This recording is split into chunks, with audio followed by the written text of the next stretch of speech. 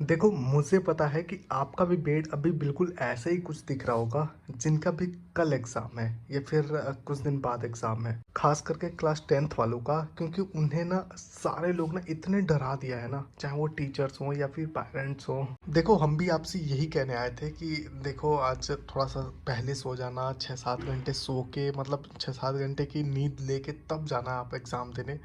तो मैं सोच रहा ये क्या ही कहूँ यार। देखो, ऐसा बस कहते हैं, होता ऐसा नहीं है। एक्चुअली में होता ऐसा कुछ नहीं है। चाहे मैं आपसे कितना भी कह लूँ कि आप एग्ज़ाम से पहले सो के जाया करो एग्ज़ाम देने, लेकिन जब मेरा एग्ज़ाम आता है ना, तो मैं खुद भी नहीं सो के जाता हूँ और ऐसे ही होता है। मुझे मुझे जहाँ तक लगता है कि सभी लोग ऐसे ही करते होंगे, या हो सकता है कोई कई लोग सो के जाते होंगे। लेकिन एक्चुअली मुझे भी नींद नहीं आती, और आती भी है तो अप्रॉक्स 2 ढाई घंटे इतना ही सो पाता हूँ। लेकिन फिर भी कहूँगा कि आप कोशिश करो, जितना सो सको उतना सो के जाओ। कम से कम 4-5 घंटे तो सो ही लेना।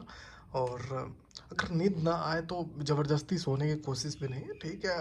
बैठ के पढ़ रहे हैं, पढ़ते पढ़ते नींद आ ही जाती है, तो वो कर सकते हो आप। और देखो, खुद पे भरोसा रखो। आपने पूरे साल मेहनत किया है, आपने बहुत अच्छे से पढ़ाई किया है, तो खुद पे बिलीव रखो। अपने मम्मी पापा के आशीर्वाद पे बिलीव रखो। आप अच्छा करोगे। देखो, ऐसा ही अपन को फील होता है कि यार, अब तो चीज़ें कुछ पता ही नहीं चल रही हैं, अब क्या होगा। ये नहीं पढ़ा, वो नहीं पढ़ा, पढ़ा सब कुछ है आपने, लेकिन याद नहीं आ रही हैं चीज़ें। आपको लग रहा है कि सब कुछ भूला भूला सा है।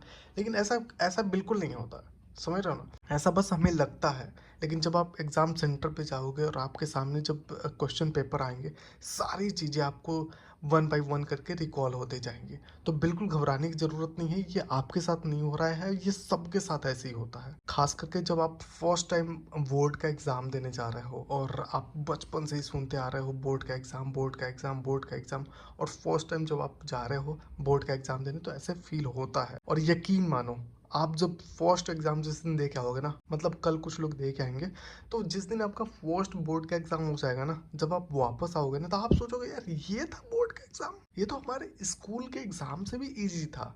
और ऑफ कोर्स ऐसे ही होता है। जो हमारे स्कूल में एग्ज़ाम होता है ना, उससे भी ईजी होता है बोर्ड का एग्ज़ाम।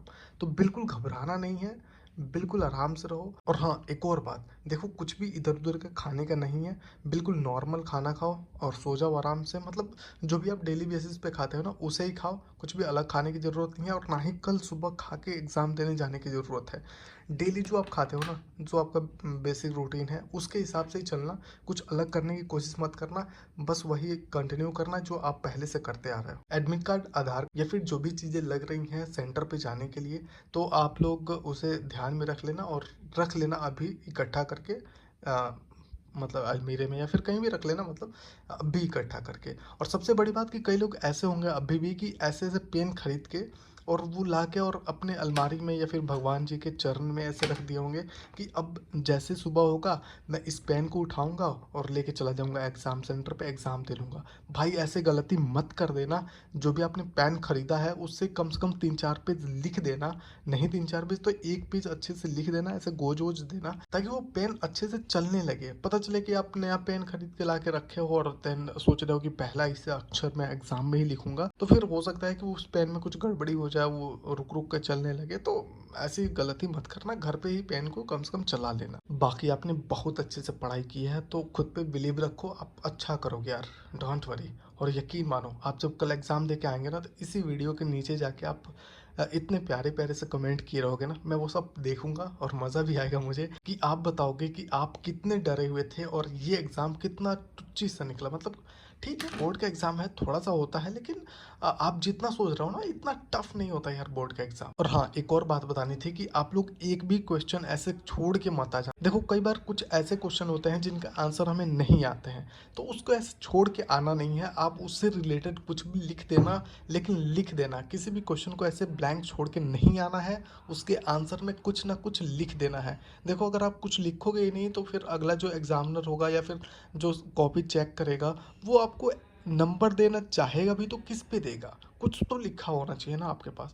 तो एक भी क्वेश्चन ऐसे ब्लैंक नहीं छोड़ना है, उसका आंसर कुछ ना कुछ लिख के ही आना है। बाकी ऑल द वेरी बेस्ट। उम्मीद करता हूँ आप सभी लोग बहुत अच्छा करोगे। और हाँ, पेरेंट्स का आशीर्वाद लिए भी ना मत जाना। पेरेंट्स का आशीर्वाद ले लेना। अगर आप घर से दूर हो तो फ़ोन पे कॉल कर सकते हो, या फिर घर पे हो तो मम्मी पापा से मिल के जाना। अच्छा लगेगा आपको भी और कॉन्फिडेंस भी आएगा।